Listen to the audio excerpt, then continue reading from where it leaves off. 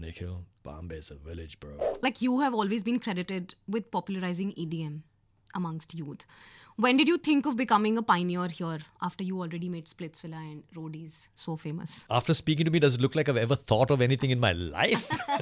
ये तो सब कुछ गलती से हुआ था. Because जब मैं Bombay आया from Bangalore because of MTV in 97, Bangalore has a very vibrant music culture. The dance music scene in Bangalore in the mid-90s was exceptional. And I've had people from Bombay come to Bangalore and look at the nightlife scene in Bangalore in the late 90s and say, ki, bhai, Bombay is a village.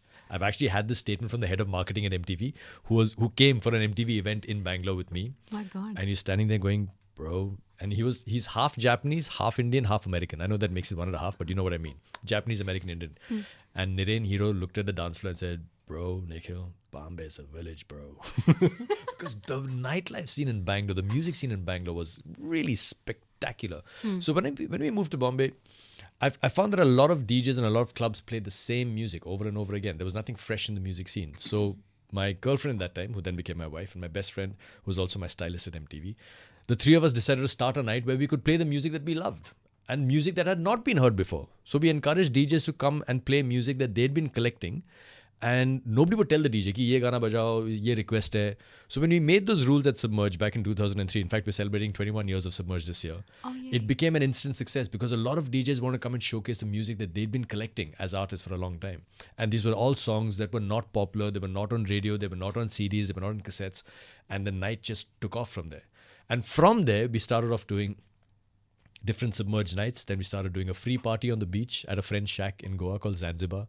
We ran that for about 5 or 6 years. And that shack, Zanzibar and Submerge, became the blueprint for Sunburn. So when Percept came to me and said कि हमने एक हमारा एक idea है, हम एक music festival करना चाहते हैं, और उन्होंने म्यूजिक फेस्टिवल का नाम रखा था India international dance festival, IIDF. तो मैंने उनसे कहा कि भैया ये तो एक भरतनाट्यम कॉन्फ्रेंस जैसे साउंड करता है, ये doesn't sound like music festival. They said, अच्छा, so what shall we name it? So I came up with the name Sunburn. I came up with the idea of having multiple stages. I booked all the DJs that year. And then 3 years later, Percept said कि ये festival हमने बनाया. भैया आपने खड़ा किया है, मगर उसका पूरा concept and the ideation all came from Submerge, from the Submerge music community that was online, because a lot of the ideas came from there as well.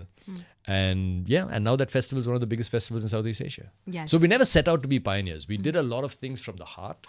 We did a lot of things based on our experience of traveling the world and going to Ibiza and bringing DJs and the music from there. And then we said कि हम खड़ा करें यहाँ पे. और जब हमने किया था उस टाइम पे, बहुत लोगों ने कहा कि ये चलेगा नहीं इंडिया में, क्योंकि इंडिया में तो सिर्फ बॉलीवुड चलता है, ये तो बिल्कुल नहीं चलेगा.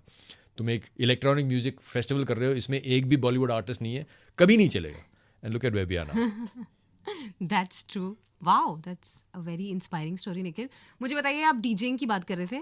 How many years has it been that you've been DJing?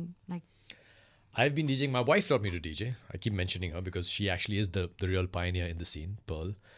And Pearl taught me to DJ back in 2003, 2004, right after we set up Submerge. oh, it's been more than 2 decades now. Yeah.